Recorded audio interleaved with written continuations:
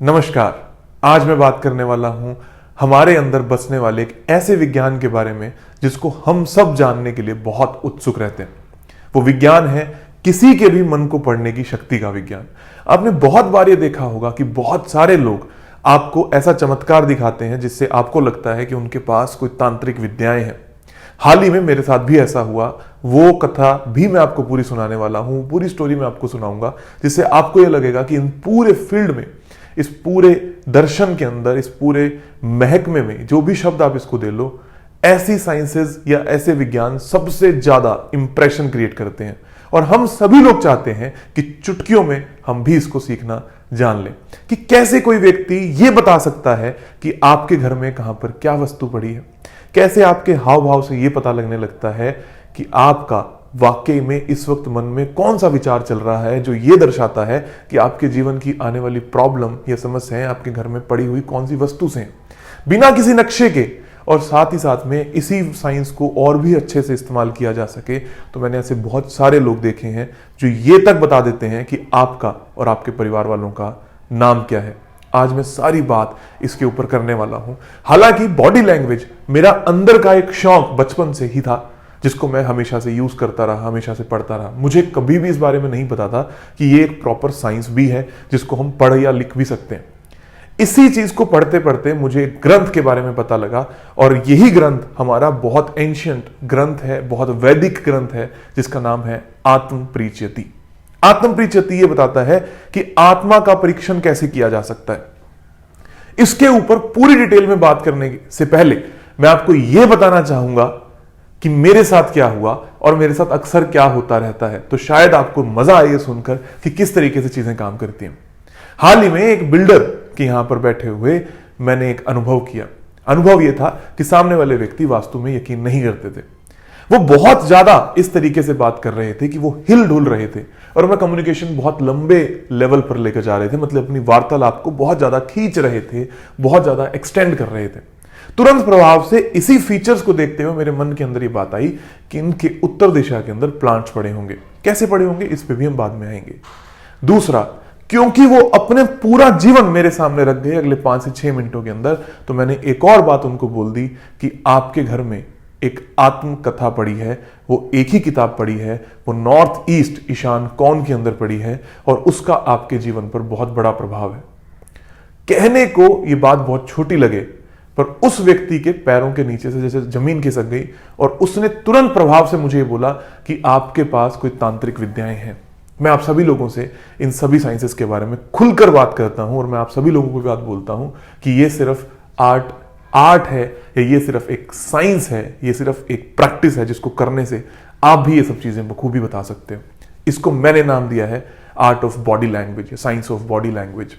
इस body language के अंतर्गत आपके खड़े रहने की पोजीशन से लेकर आपके बात करने का लहजे से हर चीज बताई जा सकती है, जिसके बारे में मैं इस वीडियो में डिटेल में बात करने वाला हूं। आत्मप्रीच्यति नाम के ग्रंथ में यह बात बोली गई कि 3 तरीके के मनुष्य होते हैं। एक है देवगण, एक है मनुष्यगण, और तीसरे हैं राक्षसी गण। मतलब 3 तरीके के नेचर वाले या स्वभाव वाले लोग इस धरती पर पाए गए हैं। एक है देवगण, दूसरे हैं मनुष्यगण, और तीसरे हैं राक्षसी गण के लोग।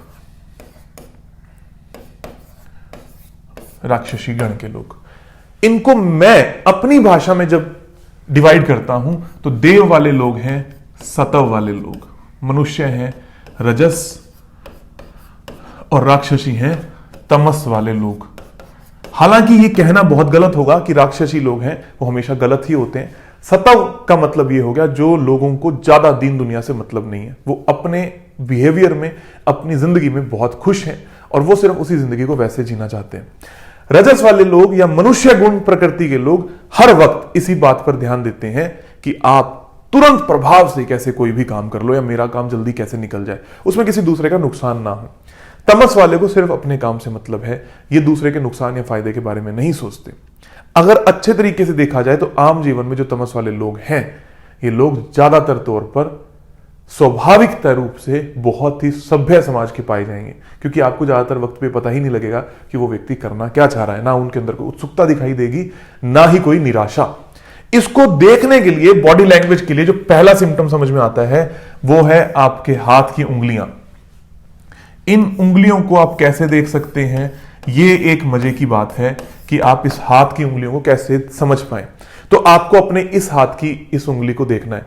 इसको देखने से पहले आप ये बात अच्छे से समझ लें कि कभी भी ये बात मत मान लें कि अगर आप राक्षसी गुण के लोग हैं तो आप बहुत बुरे हैं, या अगर आप देव गुण के लोग हैं तो वास्तव में देव हैं। इसको एक नाम मात्र के लिए समझिए कि आपकी गुण है, अलग अलग गुणों के हिसाब से इंसान काम करेगा तो उसको सक्सेस या जिंदगी उसकी अच्छी निकलती है, उसकी जिंदगी में कभी कोई दुख दर्द नहीं आते। तो अगर ये वाली उंगली, घनिष्ठा उंगली जिसको हम कहते हैं, छोटी उंगली जिसको हम कहते हैं, अगर ये इस लाइन से, ये जो आपकी फिंगर है, रिंग फिंगर जिसको हम कहते हैं, इससे ऊपर है तो इसको कहते हैं देव गण के लोग। अगर ये इस लाइन के बराबर है तो उसको कहते हैं मनुष्य गण के लोग। अगर ये इस लाइन के नीचे है तो उसको कहते हैं तामसिक यानी राक्षसी गण के लोग। अब अलग अलग लोग अलग अलग तरीके के फीचर्स के साथ में आते हैं।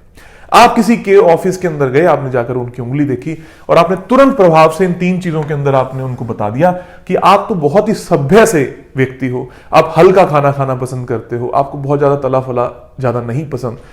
अगर आप राक्षसी गण के लोग हो तो आप एकदम से तला फला भी खाते हो, आप कभी भी, आपका शेड्यूल जो है वो फिक्स नहीं होता, आपका वक्त हमेशा फिक्स नहीं होता, आपको तुरंत प्रभाव से हर चीज अपने मुताबिक चाहिए होती है।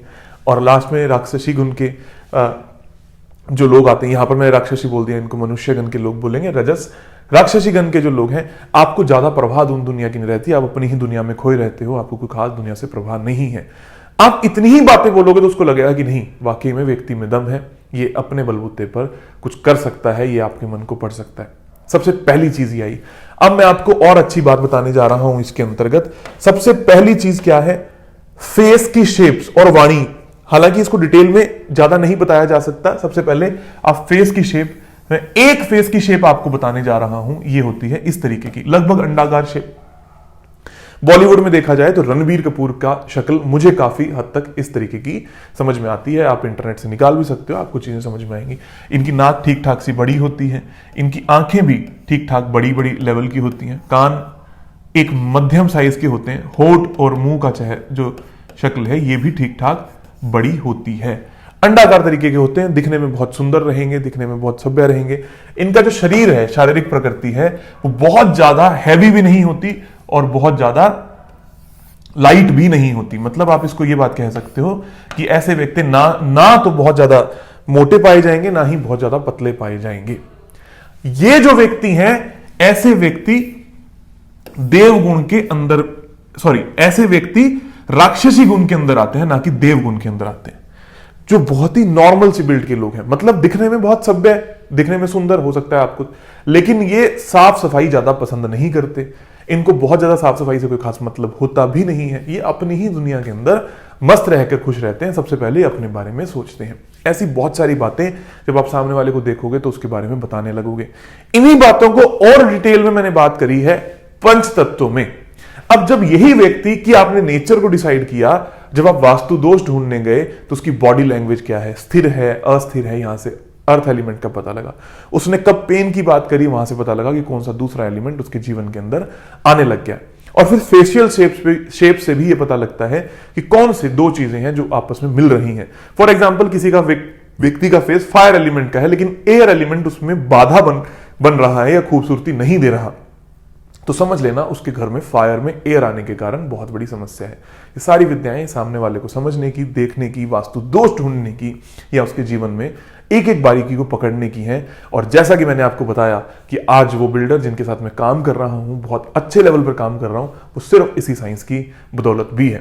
थोड़ा सा जितना आपको समझ में आया हो, उंगली के हिसाब से, शक्ल के हिसाब से इसको प्रैक्टिस करें, देखें।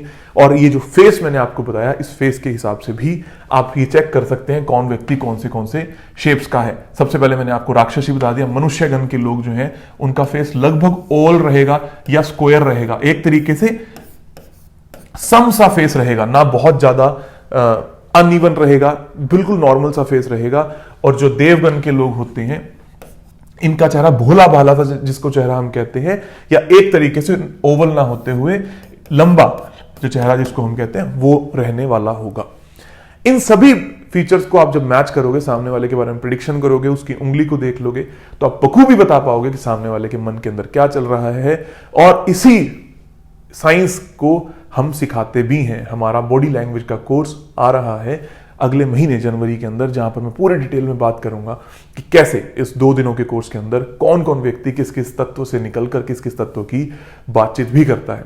उस कोर्स को ज्वाइन करने के लिए, जो कि इस बार ही फ्री है एडवांस कोर्स के पार्टिसिपेंट्स के लिए, मतलब जिन लोगों ने आज तक एडवांस कोर्स का एनरोलमेंट कर लिया है या दिसंबर तक जो लोग एडवांस कोर्स तक आएंगे, उन लोगों के लिए बॉडी लैंग्वेज का कोर्स फ्री है, हमेशा फ्री ही रहेगा। रिपीटेशन हमारे यहाँ पर फ्री रहती है।